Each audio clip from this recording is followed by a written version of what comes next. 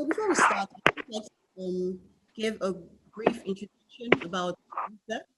CODISA is an acronym for Committee on, and it's an organization which started off as a charity organization within the Chapel of the Healing Cross in Diaraba. The committee was formed 36 years ago to cater for the needs of those with physical challenges. And over the years, the committee has evolved to become a platform that reaches out to the disadvantaged members of the public and persons with disabilities. Like I mentioned in the introduction, this is the 8th in the series of our webinar, of our workshops. But because of the COVID, we have decided to have a webinar this year. For this particular webinar, we have carefully selected special speakers from across the world. And I believe that we're going to have an insightful and a very interactive session this evening. We have our keynotes. The keynote address is going to be taken by Mr. Danlami Bashir. He is the director of the Anglo-Nigerian Welfare Association for the Blind in Lagos. He is also the African Chair, United Nations Committee on the Rights of Persons. Thank you very much. Dear colleagues, distinguished ladies and gentlemen, thank you very much for inviting me, and thank you for the good work CODISA is doing. Now, the year 2020 has been unprecedented in the fortunes of persons with disabilities. What with the breakout of the COVID-19 pandemic, the COVID-19 pandemic, which took the world completely by surprise, I should say, has changed human existence educationally, economically, socially, and even politically.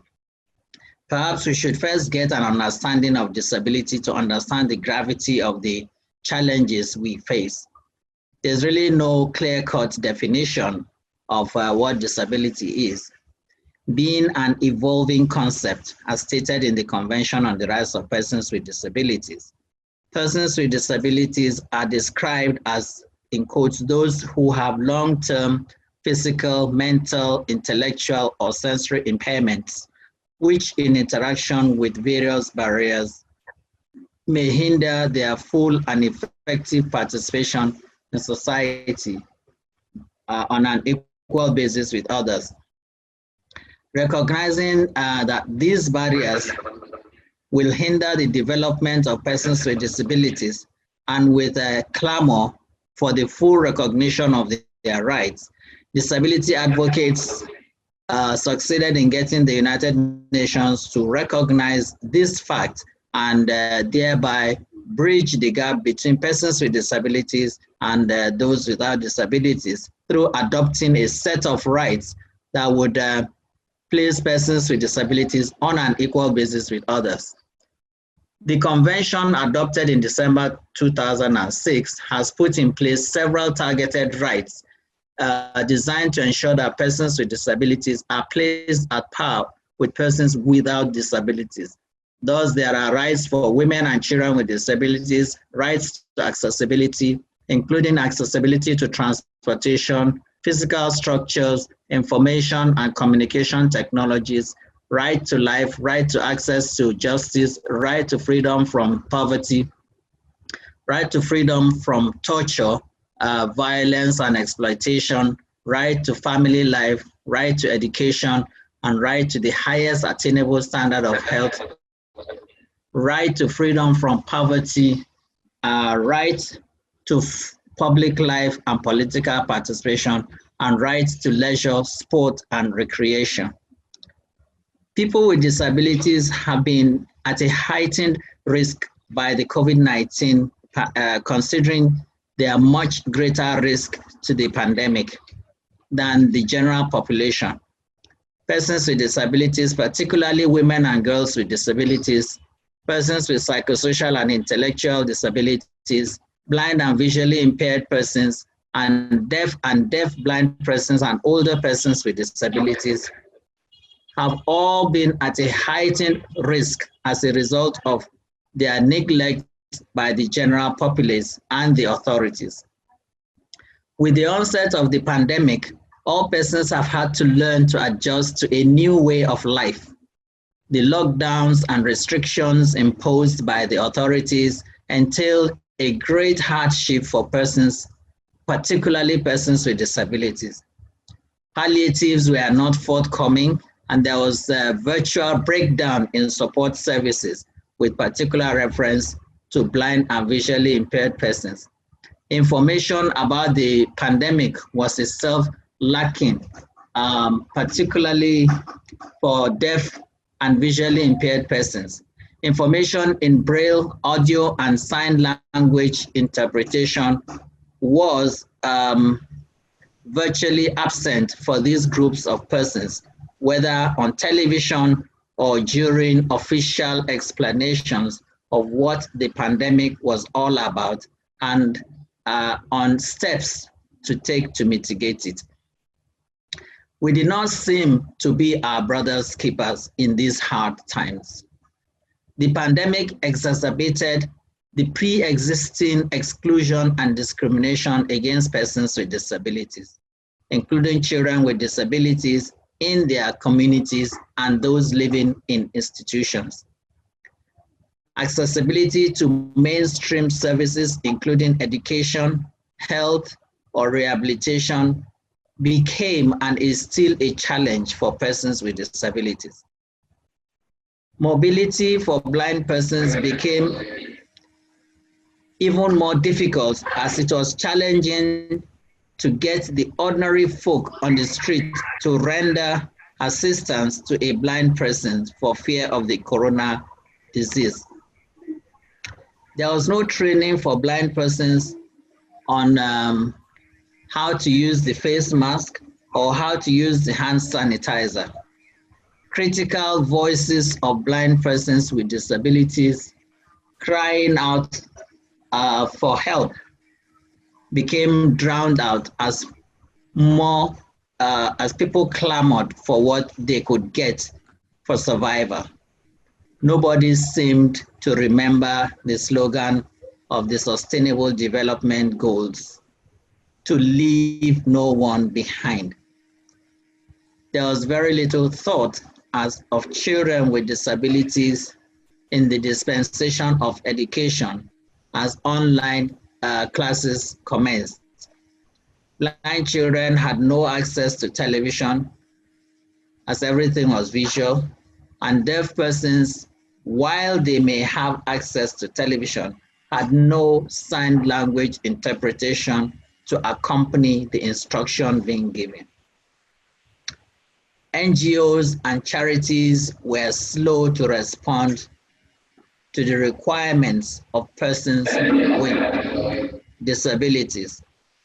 This is a rather grim picture, but it was the reality of the times. Why was this question? In the first place, we must remember that in many societies, disability has often been regarded as an afterthought. Persons with disabilities are seen more as recipients of charity than persons capable of contributing adequately to the growth of their various communities and societies.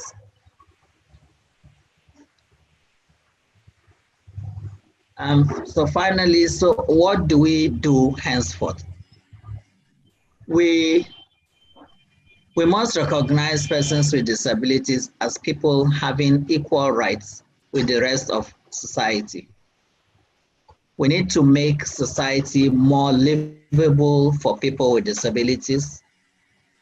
Most important of all, we need to raise awareness in society about disability and people with disabilities. We need to make society understand that disability is not caused as a result of the, in quotes, sins of one or either of the parents, but could result from a variety of natural and environmental factors. In this regard, We must learn to eliminate all derogatory language applied in reference to persons with disabilities, both in our words and writings. We need to make the society more accessible in terms of accessibility to physical structures, buildings, having accessible roads with accessible sidewalks, making our offices accessible, particularly our banking industry. Our roads, rail, sea, and air transportation must be made accessible for the convenience of persons with disabilities. We must be able to provide all our information in accessible formats for blind and visually impaired persons, deaf and hard of hearing persons, and persons with psychosocial and intellectual disabilities through the provision of braille and audio, sign language interpretation, and easy read formats, respectively. Not only is accessibility to the physical environment critical, we must ensure that persons with disabilities have access to the highest attainable standard of health. Our health institutions should be accessible to deaf persons through having sign language interpreters, and information must be available to all, including on television, through sign language interpretation. Our education system should be inclusive. We have always operated an integrated system of education in Nigeria by merely putting children with disabilities in mainstream education institutions as long as they can cope, quotes, without accompanying structural changes to organization, curriculum, and teaching and learning strategies. We must learn to make inclusion in quotes our watchword. The full inclusion and effective participation of persons with disabilities in the society is critical if we want to create a society that is based on equality and non-discrimination. We must involve persons with disabilities and their representative organizations in everything we do, from the planning to the execution stage. Remember, it is, in quotes, nothing about us without us. We must learn to be a bit more compassionate in our dealings with the disability.